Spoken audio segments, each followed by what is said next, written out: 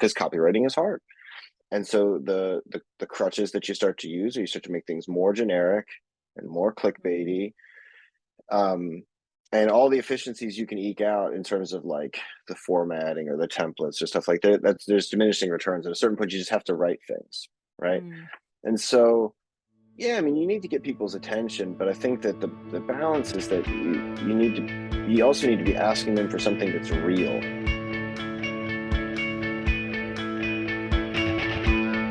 Welcome, everyone. I am really excited to be here today with Patrick Hines. Ian, welcome to What the Fundraising. Thank you for having me. I'm excited to be here. So why don't we start with you just telling everyone a little bit about your background with fundraising and what brings you to our conversation today? Sure. So I have been fundraising on again, off again, and mostly on since about 2013 or 2015. It's a little blurry. It's been a long time. So I got into it because I was doing a lot of work with political campaigns, and I found out that one of the things all political campaigns need is money, as it happens, and they're always happy to pay you if you can help them with money, because who wouldn't, right? And so that led me as a freelancer into a lot of opportunities and helped me learn a lot of things about it. And that's basically how I got into fundraising in a nutshell. Cool. There's probably a more nuanced version of that story, but I tend to be a talker, so I'll just try to be short, and you can ask me to elaborate if I would need to. Well, tell me, when you first started fundraising for political campaigns, what were some of the biggest surprises? Like, what were some things that assumptions maybe you had made about how it would go, and things that you were really surprised about when you started to do it?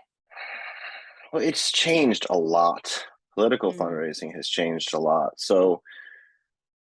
So when I first got involved in political fundraising, and my sort of first exposures to it were a really long time ago. Actually, my very first exposure to it was in like 2003, when I was still in high school, and I worked a little bit with Howard Dean's campaign for president. This was like forever and ever ago now, like literally a generation ago.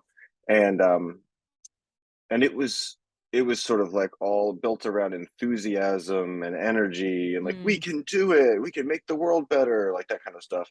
And then you saw that same kind of theme bubbled up during sort of the Obama years. There was just a lot of optimism in the fundraising, and like a team mentality, like a can-do attitude type of thing. And then that all kind of changed. So two things changed. One, I sort of changed my political affiliation as I got older, from being a Democrat to a Republican. But even so, that was not the impetus for the change. During the sort of the Trump years, the Republican, really on both sides, the parties sort of shifted their fundraising approach away from this sort of like energy and optimism, and more towards like urgency and scarcity. Like, everything is at risk, and if we don't raise this much by the deadline, which is, oh my gosh, it's in 25 minutes, the sky will fall. And that sort of became normal. And I don't know whether it was the chicken or the egg, but as that started happening, also it became harder to raise money. And I don't know if that change in tenor was a response to sort of the increasing difficulty in raising money, or if it caused. I really truly don't know. But that's something that isn't really something that surprised me. But I guess in hindsight, it's not really just one thing. It's different all the time. Yeah. There have been many little things that have surprised me.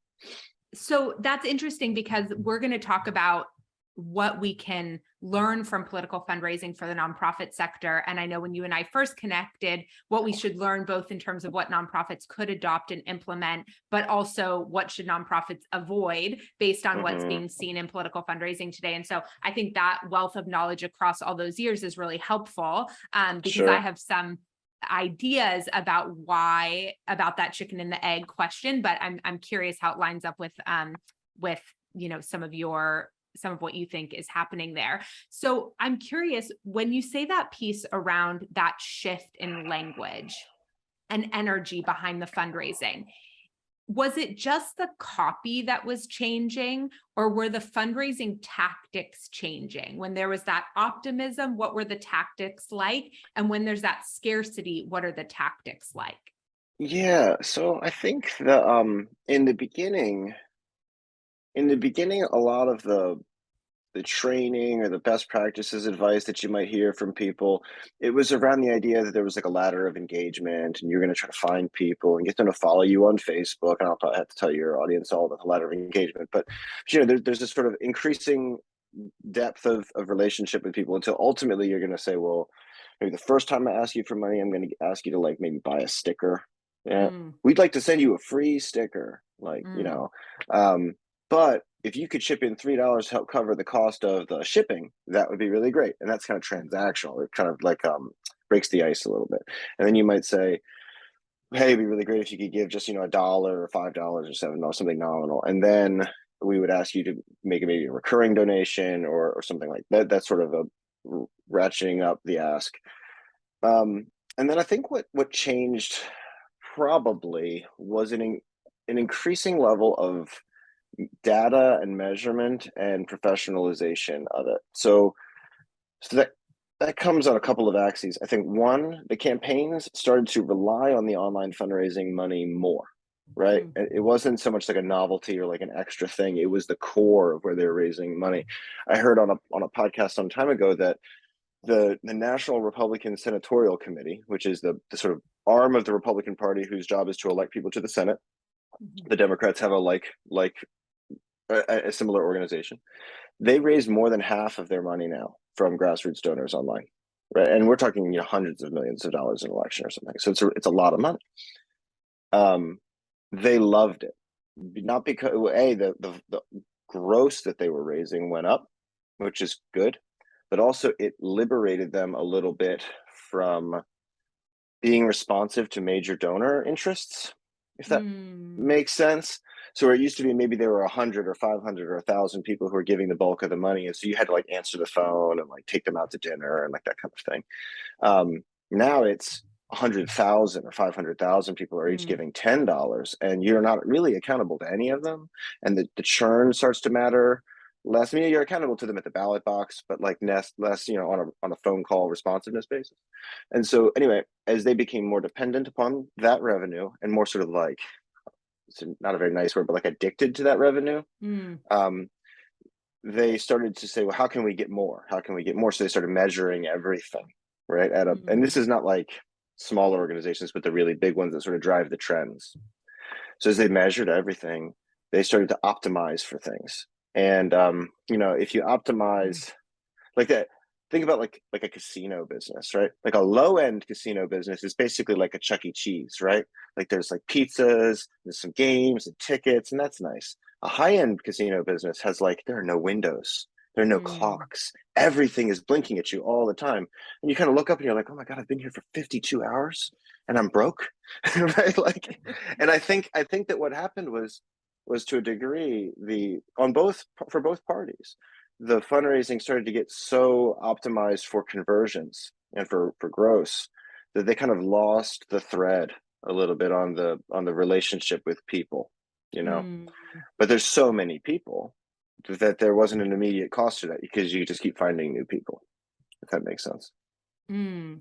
I think that's really interesting insight and really important for nonprofits to know and hear, because I think there's a lot of conversation around different fundraising tactics, and there tends to be this debate around what works. There was just this thing on LinkedIn today that I was getting tagged and sort of dragged into around, are we sort of responsible for the experience of the donor?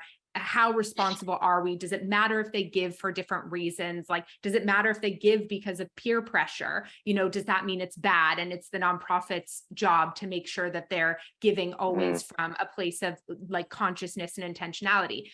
And my argument is not about judging that decision.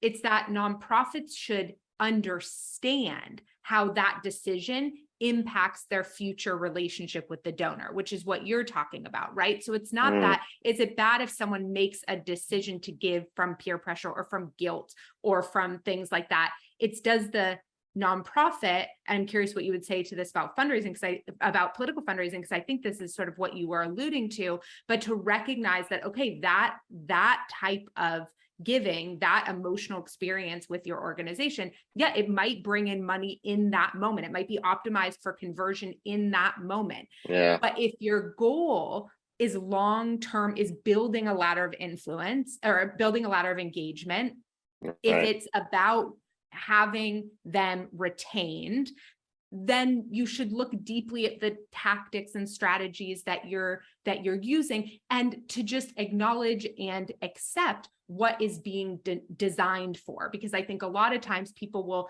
do the clickbaity, flashing lights, no window giving experience, and then when they have low donor retention numbers, they're banging their head against the wall. But they designed for, in my opinion, that reality. Yeah, I think that there's some truth in that. So I there's an anecdote that kind of came to mind as you were talking about that I don't know firsthand, but I read about it in the New York Times.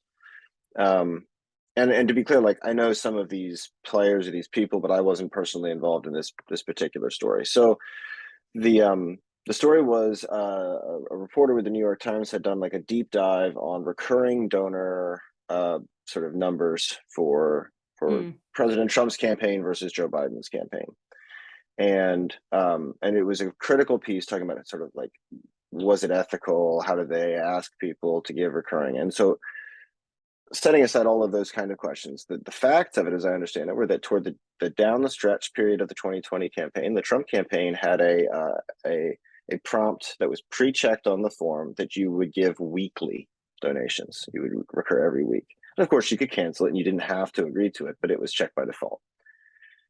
And it wouldn't matter how much your gift was. If you were giving $1,000, it could have been $1,000 weekly, right?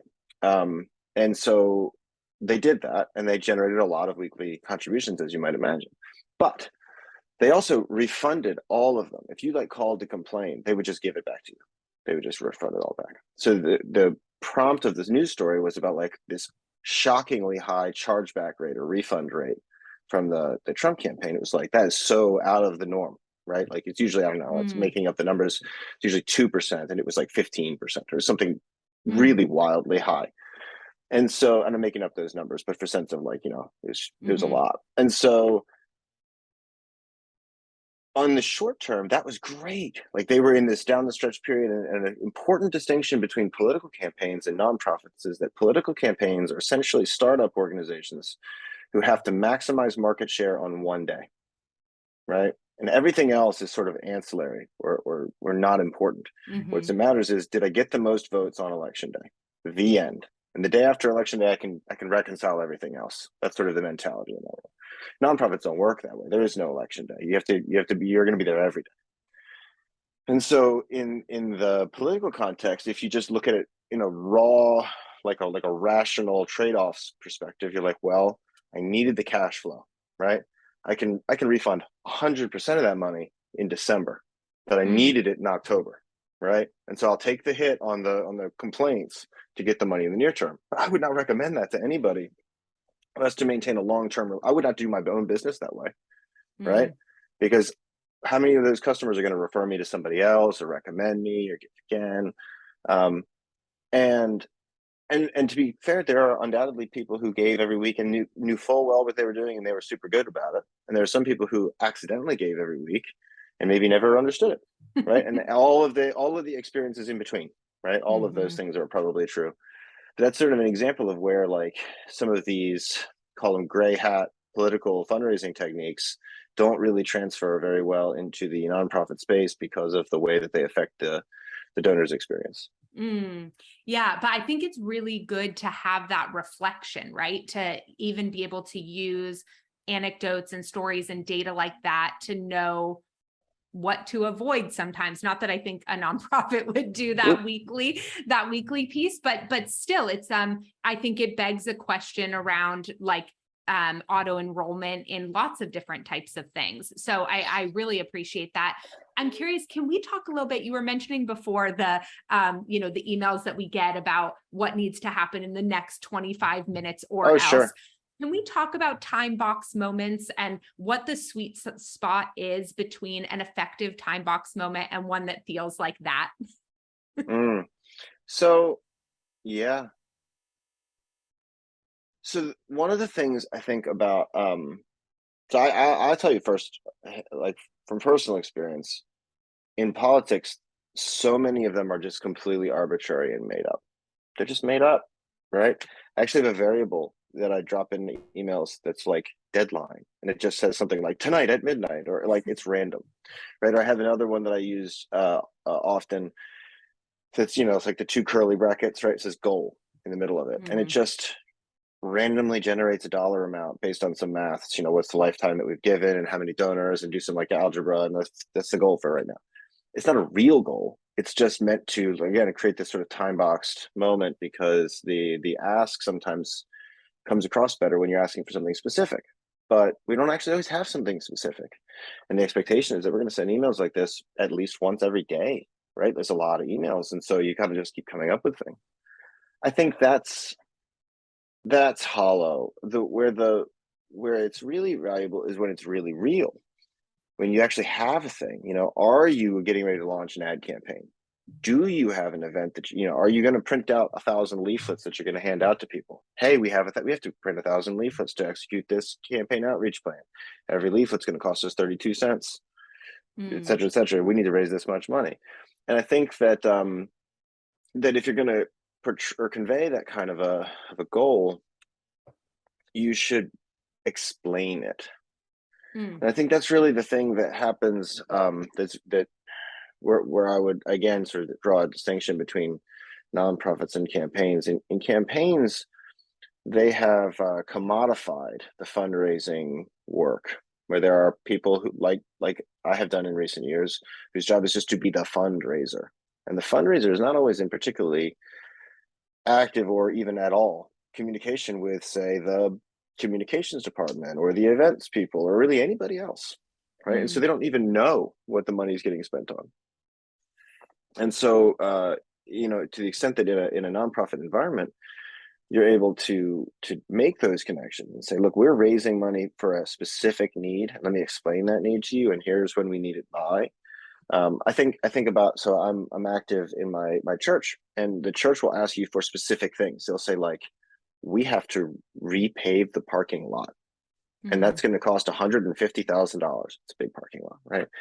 And we haven't, and the sort of priest will get up in the front of the parish and he'll say, look, like, yeah, we pass the hat around every mass and we have a collection or whatever, but for real, we really need to do this parking lot, and here's why, and this is how much it's going to cost. And we took 3 quotes, and if you can give a little bit, that would be really helpful, because like it's got to get done, and we have some budget mm, for it, but it's going to put us in a bit of a place, and like if you can help support us in this moment, we would really appreciate it.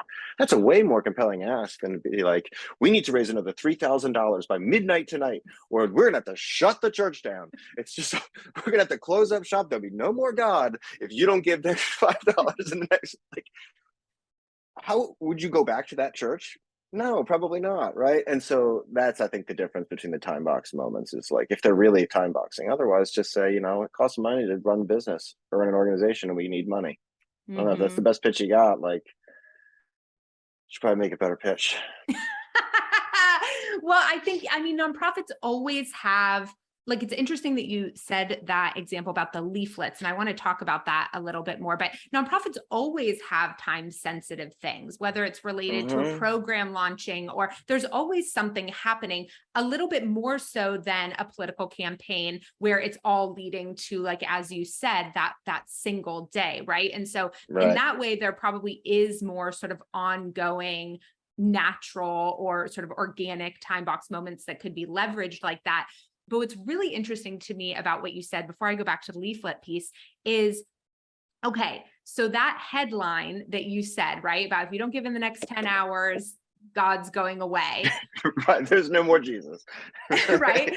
So that, and this just got pushed back on me. So I'm curious to have this conversation with you. That is a much quicker attention grab than the pitch that the priest made to the church. Now, he had a captive audience. And Mm-hmm. so the pushback that we hear is that in this attention economy, when we really have to fight to get eyes on things for a few seconds, how do we create nuance or share real stories or be more honest and not so clickbaity? and still be able to help them take an action quickly? Yeah, What would you say to that? copywriting is hard, Mm, right? I mean, like, and I'm not being glib about that. I was in a point where I was expected to write, I don't know, 5 or 7 pieces of email copy a day for raising money earlier in this year, and I burned out on it. I mean, I went on vacation at Easter, and I came back and I was like, I can't do this anymore. Like, I need to get some mm, space from it because copywriting is hard. And so the crutches that you start to use, or you start to make things more generic and more mm, clickbaity, um, and all the efficiencies you can eke out in terms of like the formatting or the templates or stuff like that. That's There's diminishing returns. At a certain point, you just have to write things, right? mm, And so, yeah, I mean, you need to get people's attention, but I think that the balance is that you also need to be asking them for something that's real. And I think one of the things that the internet has done, especially for younger people on the internet, and I personally believe this is the reason. Not to introduce like another theme, but most of the giving is done by the elderly, and I don't mean that in a that's a there's probably a nicer word for that, but retired persons, right? People 60 or 65 and up comprise the overwhelming majority of political donations, and probably true in nonprofits as well. And I think that's partly about sort of disposable income and sort of priorities. But I think it's also partly because people in their 30s have pretty good BS detectors. mm, They get those emails and they're like, nah, like I've got bills too, man. Right? Like that's not true. mm, You say it's gonna be Jesus is yawn in 10 minutes, but like that's not real. Right. And they're just more wise to the tactics. And so if you want to if you want to part people from their money, you should have a reason, because like the other half of it is that that 65-year-old or 72-year-old person, they might really need that money, right? And this mm, is where the sort of that you mentioned the ethics, and like it was like a LinkedIn conversation you were saying, like, you know there's somewhere there's a person receiving your fundraising email who's making a decision between like, should I buy my medicine or should I give to this organization, right? So like, ask for things that you really need, and you can write well. Use Grammarly Pro. Write good sentences, one sentence per paragraph with lots of line breaks in an email. Like there's stuff you can do to make it pop a little bit and keep people's attention, but that doesn't mean you have to lie, right? And I think mm, that's the thing that I found that I was starting, not to put like too specific of a word to it, but like that's the thing I was starting to find in the fundraising copywriting that I'm doing, and I'm still doing it. I'm sort of finishing out a number of political projects this cycle, and I'm trying the best as I can to stay in a space where we're talking about real things, right? mm, So like if I can pull a headline and say, the news says that our opponents are getting ready to spend $75 million on a new TV ad campaign, which is really happening, um, and and we really need money to help fight back against that. Can you mm, chip in $5? Like I'm trying to tie it back to a real thing, because if I'm mm, just throwing these emails at you that are like, America is finished and it will, descend into a hellscape if I don't get another $100 by midnight. I don't want to write that stuff anymore. I think that there's a balance, is I guess what I'm saying, right? Like it is hard to keep people's attention for sure, but I think that you owe it to people to write them email or the messages really that are true. mm, If you really need the money, ask for it. If you don't really need it, don't really ask for it. mm.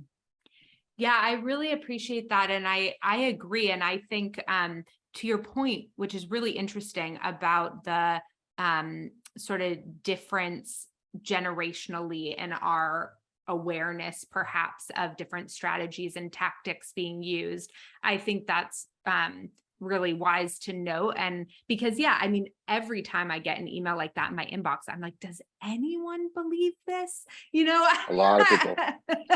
Yeah, yeah. Well, and to put like a really specific example on it, I sent an email the other day that was like in this vein of email writing, and I want to be really clear about that. Like I'm sort of criticizing this approach to copywriting, but I'm also often in the thick of it, right? It's like it's sort of, not to get like too churchy again, but it's like, yeah, sin is bad and I'm a sinner, right? Like I am doing Mm. these wrong things sometimes too, and I understand that it's easier said than done to get away from them. So if you're sort of listening to this, don't think that I'm like high up on my like mountaintop, like.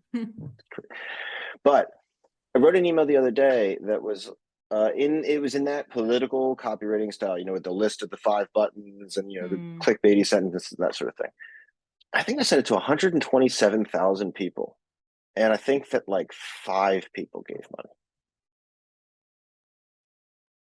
And so, like I said, it's the chicken and the egg thing. The tactics have gotten more sort of aggressive, and the response rate has fallen through the floor.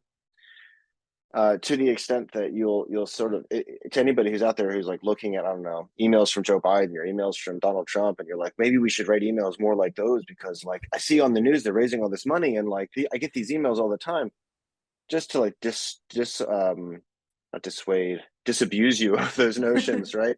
Like there are also stories going around the last several months about how, particularly on the Republican side, like revenue from online fundraising has like, right, like it's Mm. just we're really struggling with it as a community. Not like individual people aren't struggling with it, everybody is seeing their numbers down. Democrats like less so, but it's a challenge. um and I wish, like, maybe you said what's something that surprised me in the beginning. Like one of the things that surprised me recently is I thought for a while there that this was like a real growth. Like every year it was like we were raising Mm. more and more money, and it seems that that the whole marketplace has kind of reached sort of like a peak. Maybe it's just a plateau and it'll go back up again. Maybe it's temporary. It could be due to inflationary pressures or economic stress or all kinds of things. But it's not like a panacea for your problems, like writing a lot. There's not like a way to do it if you just do this. It's like the courses you see on LinkedIn, right? Buy my course for $99 and I'll teach you this proven 5-step process to raise money online. It just doesn't work that way. If it did, I'd be selling that course. But it just doesn't, it's not that simple, right? And again, like, why do I not sell that course? Because I don't want to lie to people and tell them, if you buy my Mm. 5-step program, you'll raise a ton of money. And then they buy it and they don't raise a lot of money. And they're like, what gives? I bought your thing. Mm. I don't want to be deceptive about it. So I'm being very Mm. negative. There are positive things to say too. We can reframe. No, I actually think so. I think what you're saying is actually really important. And I don't think that it's all negative. I mean, I think it sounds like the shift in how some of this fundraising has been done politically has had negative outcomes. And that's really good for the nonprofit sector to know. Hearing that conversion rate of that email is also, I think, really important for people to hear, because it is hard to know on the other side of emails like that, because we see them happening so often, and so many nonprofit fundraisers, because it seems like our emails get sold in political fundraising, Mm-hmm. They do. right? Like, yeah. So like we're getting tons of political fundraising emails every single day. And so I think it gets into nonprofit fundraisers' heads a little bit, where every time they're sending any fundraising email, they feel like they're sending that political fundraising email, even though they're not, even though they're sending a really genuine story, asking for something true, buying to, or trying to build that relationship with the donor, but they're kind of holding the guilt of how they feel when they get that email. Well, and so I'll like reframe it a little bit. So I have like a very small email list that I use for my consulting work, and I say small, it's like 100 people, right? And it sort of feels silly because I use the exact same software to send that email as I use to send the 125,000 person email. So sometimes I'm sending like a blast for 100 people, and I'm like way more nervous about it with 100 people because I care so much more. It's very more personal to me. Mm. Um, but if you get a 15% open rate or a 20% open rate to 100,000 people, that's great. You should feel really good about that. Mm. But like my 100-person email list, I get 70% open rates to that, right? And what's amazing is that list size really doesn't matter. Like I know that's like a Mm. cliche, people say it all the time, but like it really doesn't matter. I have an account where the whole list size is like 500,000 people. But often we are only emailing 50 or 60,000 people because a huge chunk of those people will never open an email, right? Like Mm. they might have died, right? Like it Mm. could be anything. They're just not there anymore. Um, but it's better to send an email to a small group of people who open it and actually give you money than to like a Mm. massive group of people and then end up in the spam folder or whatever, and then you don't even raise anything. There's a term for that, which is like if I was doing consulting work and it was $50 an hour, right? And I sold X hours, $250, right? But if I doubled that rate to $100 an hour and sold half as many hours, I could still make Mm, $250, right? mm, So I could either work half as hard and make the same money, or I could work exactly the same hard and double my money, right? And mm, that's kind of how it works with like the list size shrinking. Like you think, well, I'm not emailing as many people, but you might actually raise more money. mm, So when you're thinking about where I was going with that, about the sort of the nonprofit emails and the sort of the carrying the guilt and the stuff you just said, I think if I was running a nonprofit, I would email a lot, but I would mm, almost never ask for money, mm, right? I would email every week, every couple of days. Hey, let me tell you what's going on with this. Here's the thing we did. Hey, it's me, the executive director. Just want to let you know I had a really great event today and I went to this thing and we did this and we're making progress on our work. And I just want to let you know, hey, have a great weekend. And just don't even put a donate button at the bottom of it. Just update people. mm, And then when you ask them for money, you will have been updating them all this mm, time. And so they feel really familiar with what you're doing, as you actually do have a story. You're doing work all the time. And it's kind of like the same way that you would like update, say, your Facebook account or your Instagram, right? You're just sharing things, not always mhm, selling something, right? And every so often you're like, here's this hard sell that I want to make to you, right? We got a new t-shirt. Would you like to buy the mm, t-shirt? Right? I mm. don't know. I'm kind of losing my thread a little bit, but like No, every wait, hold email that on. you send doesn't have to be about money. Yes. Okay. Actually, what you're saying, I think, is really important. And I want to ask you a follow-up question to that, because my gut is that when you're doing more of that, so there's a lot of conversation, like we were talking about before, around how to keep copy really short in appeal emails, right? When you're trying to raise money, you want the copy to be really short, pithy, catchy, right? And do that in a trust-based, ethical way. And I think that the way to do that is what you're saying right now, that where that gets harder is when you haven't built the relationship, built the content, been telling stories all year round, updating people. Not that you're going to send an email where you're referencing a bunch of stuff that maybe someone doesn't know, but you can use a type of shorthand, and you could even click back to other emails if they wanted to hear more about a story around something, or it just sort of gives you an ability to have those shorter appeal emails be more in alignment when you've done a lot of other communicating that has nothing to do with an ask. What do you think about that? Yeah, it's a good prompt. I think I have a couple of like, maybe they're axioms or sort of like rules of thumb. I don't like the term rules of thumb. It's arcane. But but I have like guidelines. There you go. I have some guidelines that I try to use. One is you should only ever have one topic per email, right? Mm, So this whole idea that, I mean, and many nonprofits and even political parties in other parts of the world, in like Australia and these places, they still do this a lot. They'll send out like a newsletter, and it'll be like a content dump of every possible thing they could tell you. And it comes once every 2 weeks or a month or something. Stop doing that. That's a terrible idea. Instead of sending one email with 15 things in it, send 15 emails once every 2 days for the month. mm, That's great, right? And then because each email is sort of discrete, it doesn't have to be long. It's not mm, worthless because it's not long.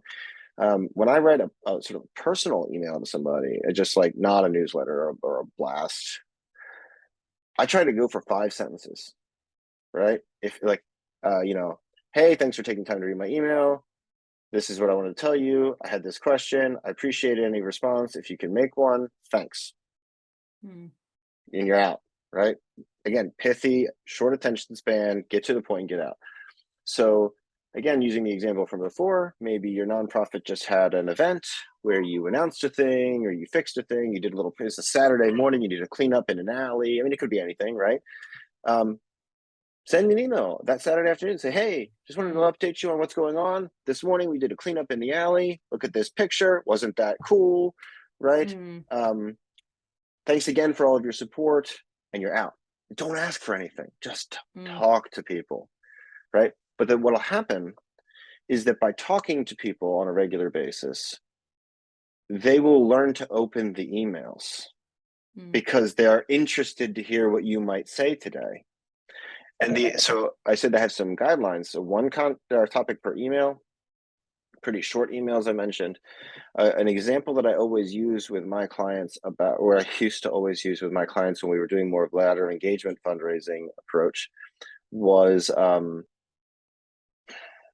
nobody likes the friend who only calls when they need something, which is probably not like a revolutionary idea here, but to like bear that out. So like you have this friend from college and you never hear from them except once every 12 months when they're moving into a new apartment. And they call you and they're like, "Hey Ian, hope you're so doing great. How are the kids? Everybody's good. Oh, hey, by the way, I'm having a moving party. You're gonna have pizza and beer. Can you come help me move furniture on Saturday?" And you're like, "Again?" Right? And eventually what Mhm. happens is you see them call, anticipate that they're going to ask you for a big favor. They want to borrow your truck, right? Mm. And you don't answer the phone. You send it to voicemail. 2 days later, you call them back and be like, "Hey, everything okay? I saw you called. I was so busy." And they're like, "Oh, I needed help moving, but that was on Saturday." Oh, brutal. And that's what happens with your emails. If every email is you saying, "Hey, I really need money. Hey, I really need money," who wants to read those emails all the time? Mm.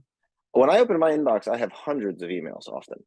And what I've been doing lately is I go to the promotions tab or the update tab, I select all, I kind of scan them real quick. I'm like, anything important? Deleted. And Mm. I don't even open them, kill them all because it's too much. Mhm. So if you're running a nonprofit or you're the digital director or whatever, I don't know the right term, you're marketing person, fundraising person, you're thinking like, wow, I'm not like my open rates are down or people aren't giving me money when I ask for it. Like, stop asking so much, ask less. And then Mm. when you've sent them 5 emails in 2 weeks, telling them all about the interesting things that are going on and varying the sender. And one day it's from the executive director, and one day it's from a volunteer, and one day it's from a Mm. board member. And then one day, the fifth email comes from the executive director and it says, "Ian, I really sorry to bother you. I'll be right to the point. We have a fundraising deadline coming up, and if I don't get if I don't raise $500 by tonight, I'm gonna have to cut back on our plans for this weekend's event. I'm in a pinch. Can you help? I bet you raise like $1,500, right? Because they think you mean it, right? They like Mhm. believe it now because you're Mhm. really asking. Like, I don't know, I'm rambling, but that's I think like that's the big takeaway. And coming back to the original point, in politics, they stopped doing that because the Mm. pressure to raise money every single day meant that they had to raise money every single day. The bean counters started to be like, well, what's our fundraising projections? How are we doing today? Did we hit our Mm. numbers? And so they didn't have the time. It was too sporadic. If you imagine it like a chart, it was like, Mm. right. And they Mm. wanted it to be like this. And so now all they do is send fundraising emails. I think what you're talking about right now also has some massive implications for nonprofits. This piece at the end around what metrics of success tell us we're leading towards our ultimate goal. So, because what you said is also something I think about a lot in terms of how fundraisers are managed and who are the bean counters with the fundraisers, whether that's the executive Mm-hmm. director or the board of directors. And especially when we're talking about the difference between, yes, hitting budget fundraising goals, obviously a critical piece of it. But oftentimes what I see is that there aren't other metrics of success or like behavioral metrics of success for the fundraiser. Sometimes there are at the bigger shops, like certain amount of meetings a month or certain amount of Right. communications or things like that. But often then it's really just the numbers. It's the fundraising numbers. And so then that drives decision making, I think, in this much more sort of scarcity minded way. It also doesn't support habit building for the fundraiser because habits are built with much shorter feedback loops. And for nonprofit fundraising, it is not an everyday situation. So it's like they're being told to do this thing, but they're not going to get any feedback about that potentially even for 3 to 6 months. And Right. so, but there's no way that the nonprofit is tracking, celebrating those behaviors along the way. I'm curious, when political fundraising was doing more of that ladder of engagement, what were some of the metrics that you all were looking at It sounds like maybe some of them were related to like, did they buy the bumper sticker? But what were some other things that you were looking at to sort of know you were on track? Yeah, so that's the core numbers always boil down to a handful of things, right? Like what's your email open rate look like? What does your click rate look like? Sort of unique people who clicked on a link in an email. Are the emails bouncing? Like the 5 or whatever core email Mm-hmm. stats. Um, and then ultimately like money. But we used to focus a lot more on the click rate, or like were people signing Mm-hmm. petitions, were they taking sort of soft actions, that kind of thing was a lot more relevant, I think. We also there was a shift that happened with the way the Facebook ad ecosystem worked, Mm-hmm. where I find that I'm still not entirely sure I understand it, and we haven't even talked, by the way, about text message fundraising, which is Ooh. like all of these things, but like on another level. So I just want to like mention that what popped in my head. I have ADD, and if I don't say it, I'll forget it in a minute. Um, so the Facebook ad thing was interesting because it used to be that you would ladder of engagement your Facebook ad campaign, right? You would try to get people to like your page, but then that likes on a page started to become completely meaningless metric. Like Facebook suppressed the organic reach of pages. And then you would run like lead generation ads, trying to get people to join your email list, and then you would run maybe you would run fundraising ads eventually to a limited group of people. And somewhere along the way, we started to get really good at fundraising ads, right? Mm-hmm. So, quick sidebar on fundraising ads: the way a good political fundraising ad campaign is on a technical level managed is you treat the donation as a purchase. So Facebook has an event for purchasing. Mm-hmm. They also have an event for donating, but ignore that one. That's sort of junk. They have an event for a purchase, which is the same event that like Shopify stores use to measure whether you got a t-shirt, right? And when somebody makes a purchase event, you can use the Facebook pixel to send not just the event, hey, they made a purchase. You can also send it back the dollar value of the purchase. So they know how much that donor gave, right? So then the ads can start to optimize for return on ad spend, right? And so Mm-hmm. you can actually start optimizing your ads for like, did this person convert for less cost than they gave? Was it a profitable donation? And then the Facebook algorithm just runs with it and tries to make you money. And I've gotten the ad conversions as high as, I don't know, 1.67 to like, so $2 for every dollar it cost, right? So like, that's great. And so, but even at a near term loss, the ads are profitable because now, presumably, you have an email list that is all donors. Does it make sense? So you have no Mm-hmm. like dead weight in the list. It's all Mm-hmm. it's all warm donors, or for at least once they've given. And so you factor in like recurring donations or just repeat donors or like Mm-hmm. all that kind of stuff. And suddenly, you look back on your Facebook ad spend over like a 6-month window and you're like, man, I like 5x'd my money on that ad spend. That was fantastic. So then everybody started doing that, right? Of course we Mm-hmm. would, right? If you know how to do it. And then suddenly now all of any political ads you see anywhere are fundraising ads. So you make a donation on a fundraising ad, and then you get on an email list where they ask you to give money all the time, and then you're getting text messages 5 times a day asking you to give Mm-hmm. money. And basically, like it's like a circle of hell, right? Like Mm-hmm. you were like, I just want to help win this election one time, and now like for the rest of your entire life, you'll get fundraising content forever. You have to like light your house on fire, claim the insurance, and move to a new state, and hopefully they don't find you. Although I can tell you that like they will find you. They will, yeah. They will find you. Right? You're not ever going to get away from it. Once you've been identified as a likely donor, they will know. There are large Wow. data companies that are very good at that. So I don't know. I, Okay. I got kind of on a rabbit hole about ads, but the ads are a really important part of it because like they work if you do them right. Yeah. It's like a triangle of the ads. It's about the content is like the least important part. The audience targeting is very important, and the conversion measurement is the most important thing. So if you have a good audience and Interesting. good conversion measurement, you'll probably work it out. The content's like, I've ran Interesting. ads where like you can run the ad for 6 months and never change it because the country's really big, right? It'll just keep finding new people to show the ad to. But if you're Wow. measuring the conversions well and you're showing them to the right people, it'll work out. Wow.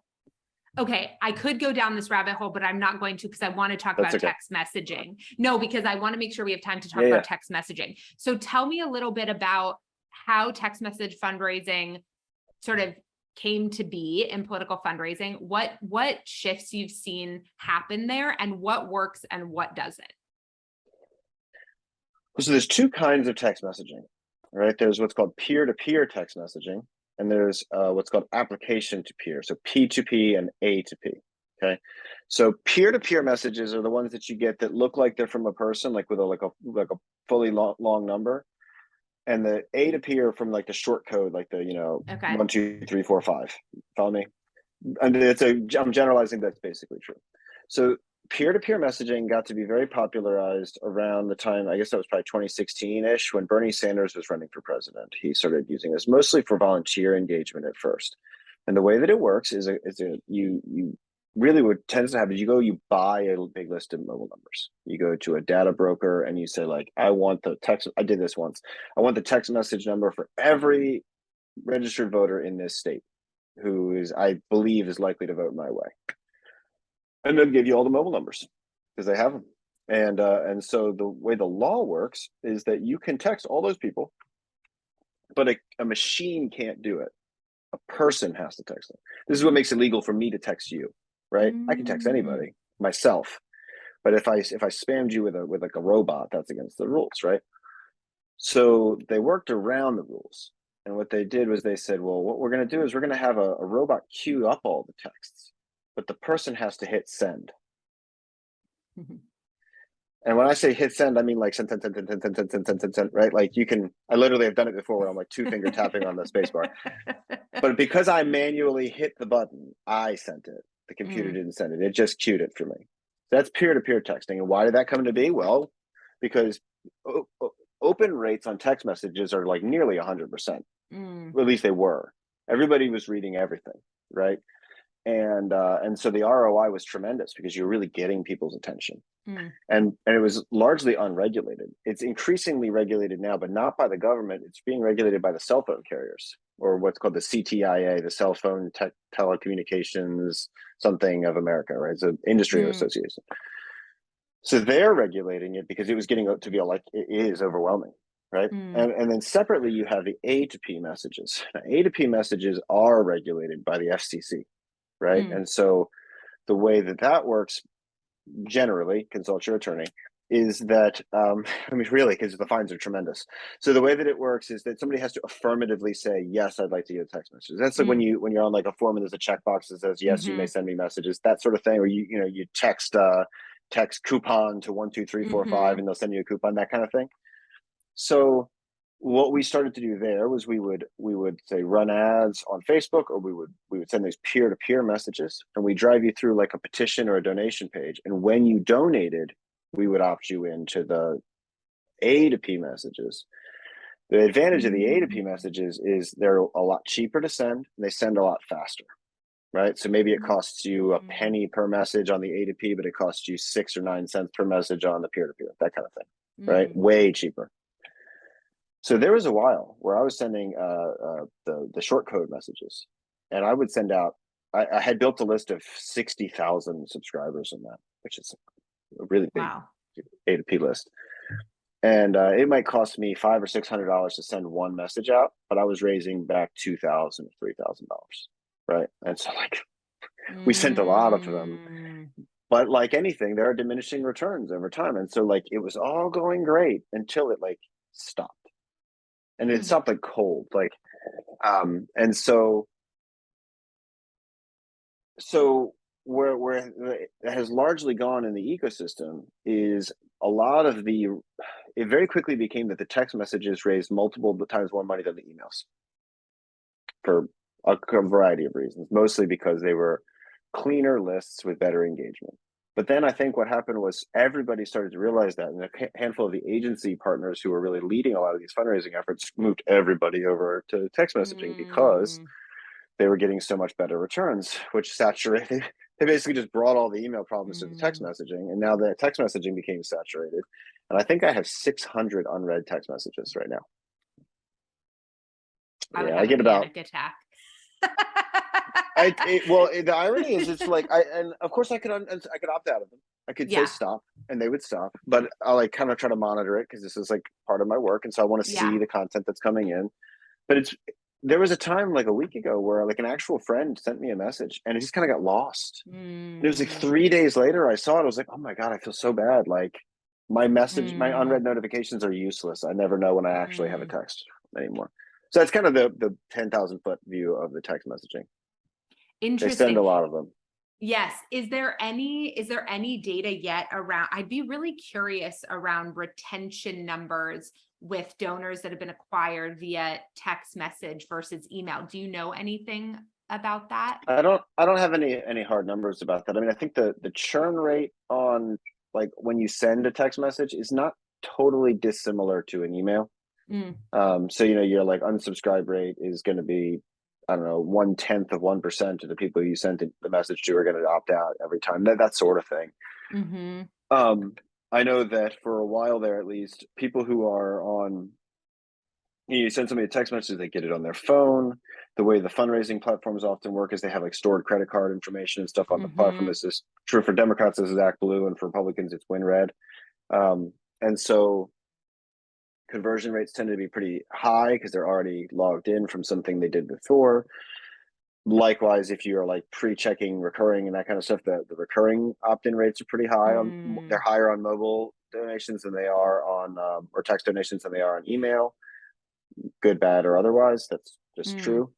The difference there in particular is that there is. I've never seen it where there was like a flat rate pricing for the text messaging because there's like a unit cost to send each message, mm, right? So it's, I mentioned like a penny or whatever per mm-hmm, message, 3/4 of a penny, that kind of thing. Whereas some email systems or email platforms, like I usually use NationBuilder for email, and what they'll do is they'll give you some sort of like cap, like a per mm, month number. Like you can send this many emails and it'll be fine. Or in NationBuilder's case, it's often like sort of unlimited, right? Like mm, the really because there's a unit cost for them, but it's so low that they just sort of absorb mm-hmm, it, right? mm-hmm, Where I'm going with this is that there is an incentive to send a lot of email. Where like you're not disincentivized from it because it doesn't cost anything. You're already paying for mm, it. But with the text messaging, like there becomes this like visceral feeling that, man, I just sent a $600 text message and it lost me money, mm, right?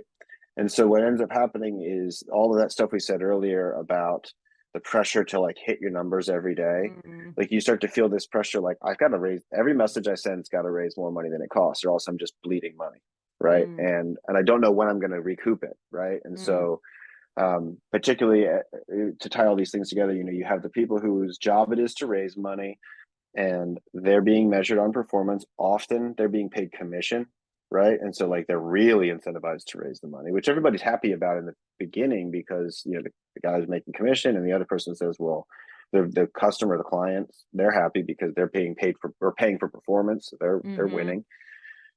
But in the long tail, what ends up happening is there's the pressure to raise money all the time is a lot because mm-hmm, you're only getting paid as the vendor when you're raising the money, and the client is like, well, I can't send text messages that cost me money. Your job is to mm, raise me money, and now you're mm, not raising money, you're costing me money. Like, what are you even doing? mm. And so all these things are sort of happening, and so we're talking a lot about political fundraising. I mean, like to pivot that back to nonprofit fundraising, don't do these things, right? I think is what I'm saying. If you're like a whole different example is an organization like Charity Water. They have a great fundraising program, I think, right? So they have an interesting pitch. I don't know how familiar you are with their They're good friends of first. mine, the Well, Harrisons. So great. yeah, Well, yeah. so I'm a fan, and I like that they cover all their overhead with other money, right? They're not asking you to pay for their salary, which I think is huge. And then they follow up after and they say, hey, you gave money and this is what it funded. Mm, That's massive, right? Because then as the donor, you're like, wow, I feel so good about that. Look at that mm. smiling kid, right? I built that pump. That's so nice, right?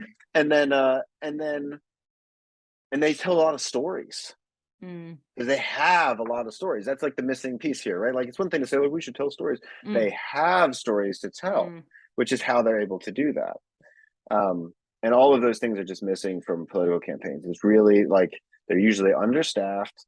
They don't have the short-term stories. Like maybe your donation did cover the leaflets for that canvassing thing, but nobody at the canvassing event took any pictures or told anybody, and that didn't make it Mm, back to the email person, so they can't tell anybody like, hey, we just mm, knocked on doors on Friday. yeah, Yeah. yeah.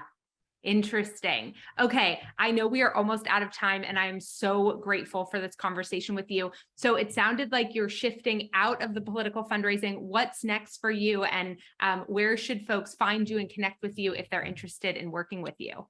Oh, that is a wonderful question to ask. Thank you. So I got into the political fundraising work in large part because I had been working with NationBuilder, which is a software company that provides people database, email blasting, website hosting, and sort of donation tracking, all kind of bundled up. And so I used to work at NationBuilder in 2012 and 2013, and then I left and I became a freelancer, and I was helping NationBuilder customers. A lot of NationBuilder customers are political organizations, and that's how I found my way into political fundraising.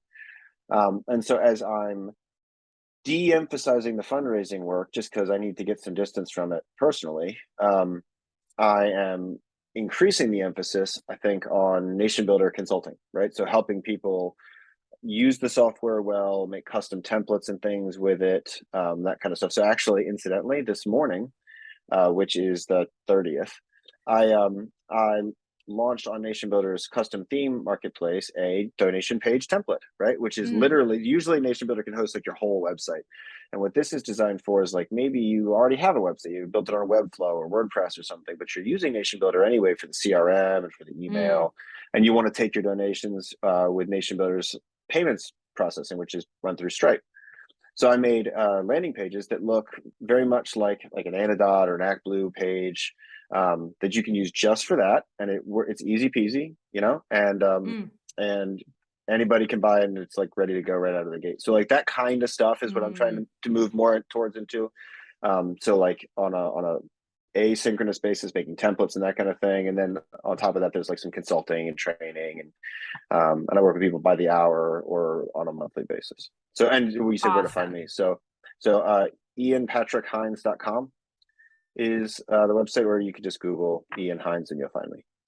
Perfect. I will make sure all the links are below and in the show notes and everything as well. Thank you so much for this conversation today. I really appreciate all your insight and your time. Oh, I had fun talking to you. Thank you for asking.